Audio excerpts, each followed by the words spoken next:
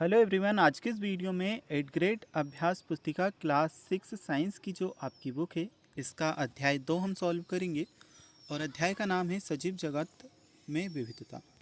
तो जो इस पार्ट में जो भी आपको प्रश्न दिए हैं सभी प्रश्नों के उत्तर इस वीडियो में बताए जाएंगे और कंप्लीट जो आपका लेसन है इस वीडियो में आपको सॉल्व कराया जाएगा विथ एक्सप्लेनेशन के साथ में। तो आपको कोई भी चैप्टर के आंसर देखने हो आप इस वीडियो को देख करके आसानी से कर पाओगे। चलिए फर्स्ट ऑफ ऑल सबसे पहले हम जो आपके बहुविकल्पी टाइप के प्रश्न हैं इन्हें कंप्लीट करते हैं। प्रश्न क्रमांक 1 में सही विकल्प हमें दिया है और पहले नंबर के प्रश्न में हमसे कहा गया है एक विद्यार्थी ने मिट्टी से एक नवोद्भिद पौधा खोद निकाला तथा परीक्षण किया। उसके साथ पौधे का एक भाग भी बाहर निकल आया। उस भाग से बाल जैसी संरचनाएं निकली हुई थी। यह पौधे का कौन सा भाग हो सकता है? तो डी ऑप्शन मूल भाग यानी कि जड़ वाला जो भाग होता है नीचे का वह हो सकता है। ठीक है, तो डी ऑप्शन मूल हमारा करेक्ट आंसर है। सेकेंड नंबर के क्वेश्चन में हमें ये फोटो दी है। फोटो के जस्ट नीचे दिए गए चित्र में पीपल के पत्ती को दर्शाया गया है। पत्ते के सिरा विन्यास के बारे में क्या निष्कर्ष निकाला जा सकता है? तो ABCD 4 ऑप्शंस हमें यहाँ पर दिए हैं। सही उत्तर हमारा होगा जालिका रूपी सिरा विन्यास, क्योंकि प्राप्त डिजाइन में जाली जैसी सिराएं दिखाई दे रही हैं।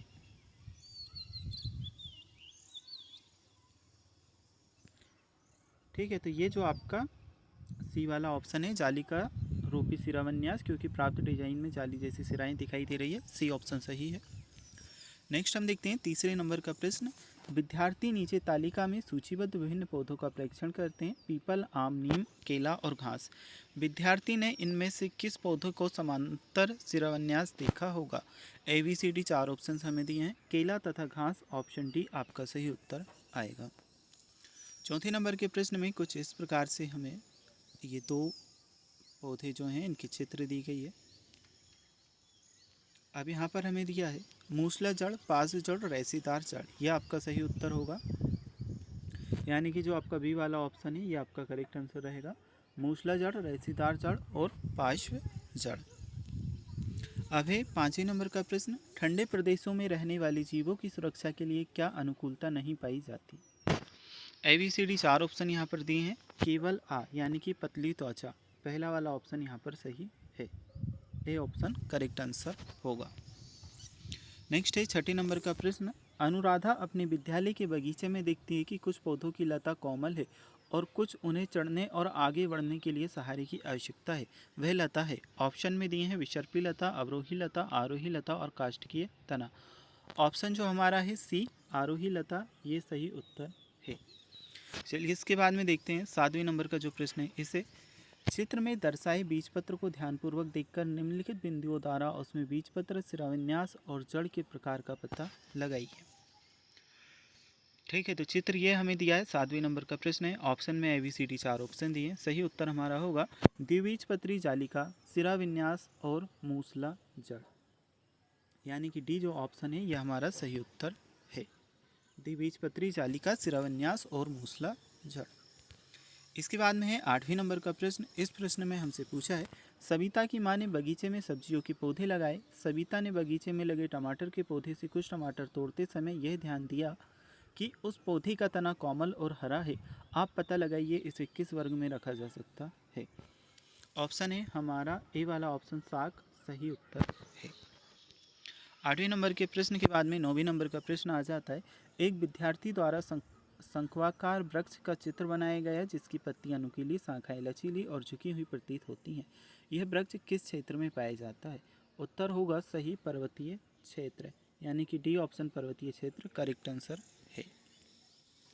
अब है हमारा second number question number second, प्रश्न क्रमांक 2। रिक्त स्थानों की पूर्ति हमें करनी है।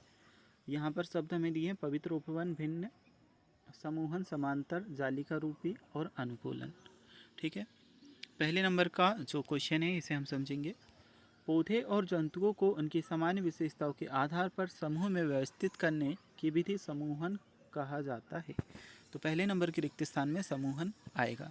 सेकंड हम देखते हैं सामान्यतः एक बीजपत्री पौधे की पत्तियों में समांतर शिराविन्यास और द्विबीजपत्री पौधे की पत्तियों में जालिका रूपी शिराविन्यास होता है। तो इसमें समांतर और जालिका रूपी ये आपके आएंगे। तीसरे नंबर का हम देखते हैं, विभिन्न क्षेत्रों में जैव विविधता भिन्न पर्यावरणीय परिस्थितियों के कारण एक दूसरे से भिन्न होती है। अगला हमारा है, पवित्र उपवन का संरक्षण स्थानीय समुदाय द्वारा किया जाता है और किसी को भी किसी जीव जंतु पेड़ों या क्षेत्र को क्षति पहुंचाने की अनुमति नहीं होती। पवित्र उपवन रिक्त स्थान में आएगा। पाँचवें नंबर का हमारा है, पौधों एवं जंतुओं को किसी विशेष स्थान पर जीवित रहने के लिए सक्षम बनाने वाली विशिष्ट विशेषता अनुकूलन कहलाती है। अब हमारे आ जाते हैं अति लघुत्तरीय टाइप के प्रश्न। क्वेश्चन नंबर 3 में हमसे प्रश्न क्रमांक 3 में पूछा है, कठोरता के आधार पर पौधों को कितने वर्गों में बांटा गया है, उनको दो दो उदाहरणों द्वारा समझाइए। तो तने की कठोरता और ऊंचाई के आधार पर पौधों को 3 वर्गों में बांटा गया है। पहला है साग, हरे और कोमल तने वाले पौधे, उदाहरण टमाटर और घास। दूसरा हमारा है झाड़ी, कठोर तने वाले पौधे जिनकी शाखाएं आधार से निकलती है, उदाहरण गुलाब और तुलसी। फिर तीसरा वृक्ष, मोटी कठोर व काष्ठीय तने वाले ऊंचे पौधे, उदाहरण हैं आम और नीम। इसके बाद में चौथे नंबर का प्रश्न है, दिए गए फ्लो चार्ट में का और खा कौन कौन से उदाहरण हो सकते हैं ये बताना है। तो का समांतर आ जाएगा, खा में जालिका रूपी लिखा है, एक बीजपत्री द्विबीजपत्री इसके सामने लिख दीजिएगा। जस्ट नीचे चलेंगे तो रेशेदार जड़, मूसला जड़, नीचे आएगा घास और गाजर। ठीक है, तो ये मैं आपको इस प्रकार से बता देता हूँ, यहाँ से आपका पूरा देख लीजिएगा। चलिए चौथे नंबर के प्रश्न के बाद में हम देखते हैं जो आपका प्रश्न है, प्रश्न क्रमांक 5, दी गई तालिका में जंतुओं की गति और गति के लिए प्रयुक्त शरीर के अंग लिखिए। तो यहाँ पर जंतु के नाम लिखना है, गति का प्रकार, गति के लिए प्रयुक्त शरीर के अंग। तिलचट्टा जो है चलता है, उड़ता है, पैर और पंख इसके होते हैं। केचुआ रेंगता है मांसपेशी से, गाय चलती है पैर से या टांगों से लिख सकते हैं। तितली उड़ती है पंख से, तोता उड़ता है पंख से, छिपकली रेंगती है पैर से, मेंढक उछलता है पैर से। ठीक है, मक्खी उड़ती है पंख से, घोड़ा चलता है टांगों से और मगरमच्छ रेंगता है पैरों से। ठीक है, साथ में तैरता भी है पूंछ से। चलिए इसके बाद में छठे नंबर का जो प्रश्न है इसे हम देखेंगे, स्थानीय समुदाय द्वारा जैव संपदा का संरक्षण किस प्रकार किया जाता है और इसे क्या कहते हैं। छठे नंबर का जो प्रश्न है उत्तर आएगा, स्थानीय समुदाय वनों के कुछ हिस्सों को संरक्षित करते हैं जहां किसी जीव या पेड़ को नुकसान पहुंचाना वर्जित होता है। इसे पवित्र उपवन स्कैड ग्रोव कहते हैं। इंग्लिश में स्कैड ग्रोव, हिंदी में पवित्र उपवन कहते हैं। छठे नंबर का प्रश्न है। इसके बाद में हम देखेंगे 7वें नंबर का क्वेश्चन। इसमें हमें दिया है, पर्वतीय एवं मरुस्थलीय क्षेत्र के पेड़ पौधों एवं जंतुओं में विविधता देखने को मिलती है, इस विविधता को क्या कहते हैं, परिभाषित कीजिए। 7वें नंबर का जो प्रश्न है उत्तर होगा, इस विविधता का कारण अनुकूलन है। परिभाषा किसी सजीव की विशिष्ट संरचना या आदतें जो उसे अपने परिवेश में रहने योग्य बनाती है, अनुकूलन कहलाती है। 8वें नंबर का हमारा प्रश्न है, एक जालिका रूपी शिराविन्यास और एक समांतर शिराविन्यास दर्शाते हुए एक एक पत्ती का चित्र बनाइए। तो ये जालिका रूपी हो जाएगी और ये समांतर हो जाएगी। इसका जो चित्र है आपकी बुक में भी देखने को मिलेगा, यहाँ पर हमने बताया है, इस प्रकार से आप बना सकते हो। 8वें नंबर के प्रश्न के बाद में 9वें नंबर का प्रश्न हमें दिया है, बतख के पंजों में कौन सी विशेष संरचनाएं पाई जाती हैं और वह किस कार्य में सहायक है। तो बतख के जो पंजे होते हैं उनमें झिल्ली युक्त पाद होते हैं, यह संरचना उसे पानी में तैरने में मदद करती है।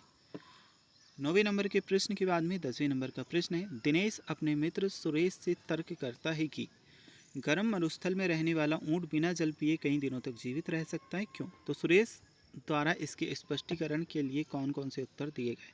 क्योंकि ऊंट बहुत कम मूत्र विसर्जन करता है, ठीक है, उसका जो गोबर होता है सूखा होता है, पानी की मात्रा कम होती है और उसे पसीना नहीं आता, पसीना भी उसे नहीं आता, इससे उसके शरीर में पानी की हानि बहुत कम होती है, जिससे उसे कम पानी की आवश्यकता होती है। क्वेश्चन नंबर 11 हमारा है, नीलगिरी के बुरांश और सिक्किम के बुरांश के पौधे वातावरण में जीवित रहने के लिए किस प्रकार अनुकूलित है, समझाइए। नीलगिरी में तेज हवाओं से बचने के लिए बुरांश की पौधे छोटे होते हैं, जबकि सिक्किम में वे अलग परिस्थितियों के कारण लंबे होते हैं। यह भिन्न भिन्न क्षेत्रों के लिए एक ही पौधों का अलग अलग अनुकूलन दर्शाता है। अब ये लघुत्तरीय टाइप के प्रश्न, चित्र में दी गई पत्तियों में दिख रही बारीक रेखाएं क्या दर्शा रही हैं। क्या सभी पत्तियों में एक समान रेखाएं दिखती है। तो पीपल की पत्ती, केले की पत्ती और लिली की पत्ती। ठीक है, उत्तर में हमने लिखा यहाँ पर देखिए, ये है आपका आंसर, यहाँ से तो यहाँ तक। पत्तियों में दिख रही बारीक रेखाएं सिराएं और इनके विन्यास को सिराविन्यास कहते हैं। नहीं सभी पत्तियों में सिराविन्यास एक समान नहीं है। पीपल की पत्ती में जालिका रूपी सिराविन्यास है, जबकि केले और लिली की पत्ती में समांतर सिराविन्यास है। अभी हमारा 13वें नंबर का प्रश्न, रानी अपनी मित्र मोहिनी के साथ खेत गई। वहाँ उसने खुरपी की सहायता से पौधों की जड़ को नुकसान पहुँचाए बिना एक चने का पौधा और एक गेहूं का पौधा निकाला और दोनों प्रकार के पौधों का अवलोकन किया। आपके अनुसार उन्हें अवलोकन में जड़ें एवं पत्तियों का सिराविन्यास किस प्रकार का दिखाई दिया होगा? तो अवलोकन में निम्नलिखित दिखा होगा। चने का जो पौधा है इसमें मूसला जड़ होगी, एक मुख्य मोटी जड़, ठीक है, और पत्तियों में जालिका रूपी सिराविन्यास जाल जैसा पैटर्न दिखा होगा। जो गेहूं का पौधा होगा इसमें झकड़ा रेशेदार जड़, गुच्छे जैसी जड़ें और पत्तियों में समांतर सिराविन्यास सीधी रेखाओं जैसा पैटर्न दिखा होगा। यह है आपका उत्तर। अब क्वेश्चन नंबर 14 हमारा आ जाता है।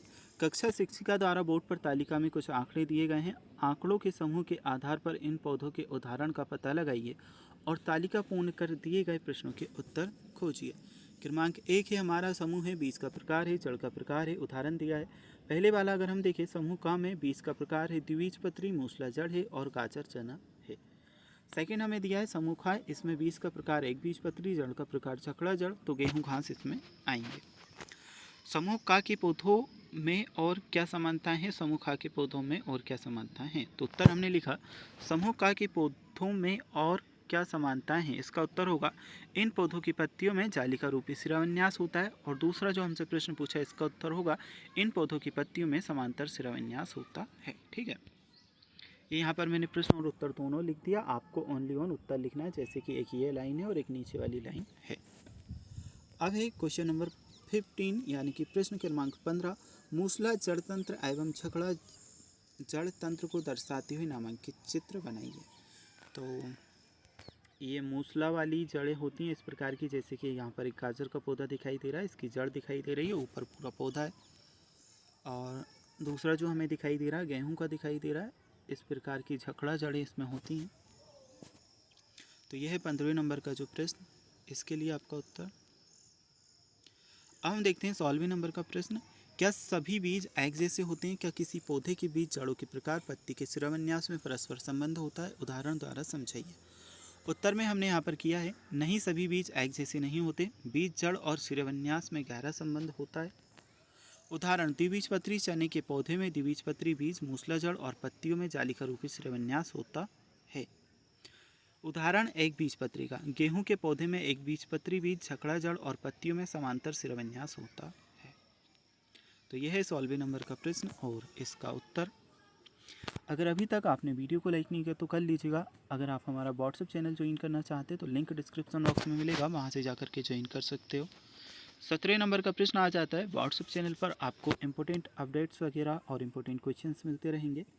17वें नंबर का जो प्रश्न है इसका उत्तर हमारा होगा, पहले प्रश्न समझते हैं। शिक्षक ने स्कूल के कार्यक्रम के दौरान एक छात्र को सेम बल्लर एवं दूसरे छात्र को तरबूज बनाया। अब सेम बल्लर तरबूज से पूछती है कि तुम्हें विसर्पी लता समूह में क्यों रखा गया है और मुझे आरोही लता समूह में क्यों रखा गया है। उत्तर लिखेंगे, सेम तरबूज को बताइए मेरा तना दुर्बल लेकिन मैं किसी सहारे पर लिपट कर ऊपर चढ़ सकती हूँ, इसलिए मैं आरोही लता हूँ। तुम्हारा फल भारी होने के कारण तुम्हारा पौधा जमीन पर ही फैलकर बढ़ता है, इसलिए तुम विसर्पी लता हो। ठीक है, नेक्स्ट हम देखते हैं क्वेश्चन नंबर 18 हमारा आ जाता है। राजस्थान का रहने वाला मानस अपने माता पिता के साथ लद्दाख घूमने गया। उसने वहाँ 2 कुबड़ वाला ऊँट देखा।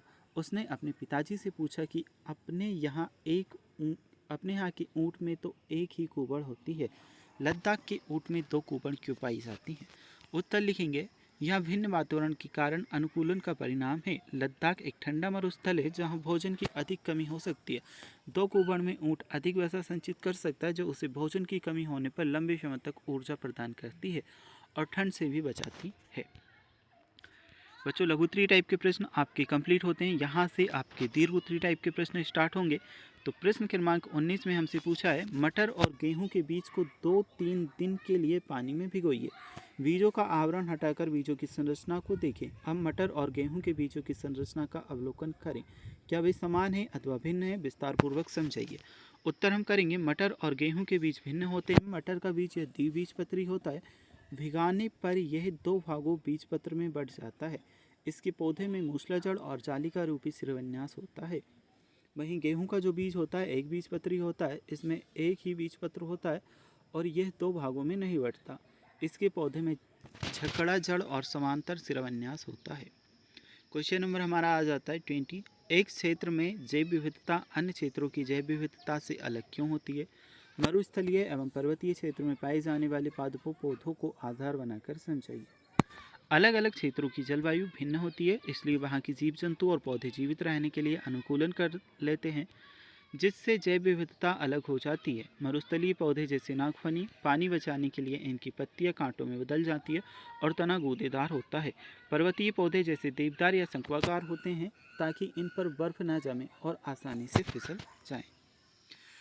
क्वेश्चन नंबर 21 हमारा आ जाता है, गर्म मरुस्थल में रहने वाला ऊंट और ठंडे मरुस्थल में रहने वाले ऊंट की जैव विविधता भिन्न परिस्थितियों के कारण एक दूसरे से बहुत अलग होती है, क्यों?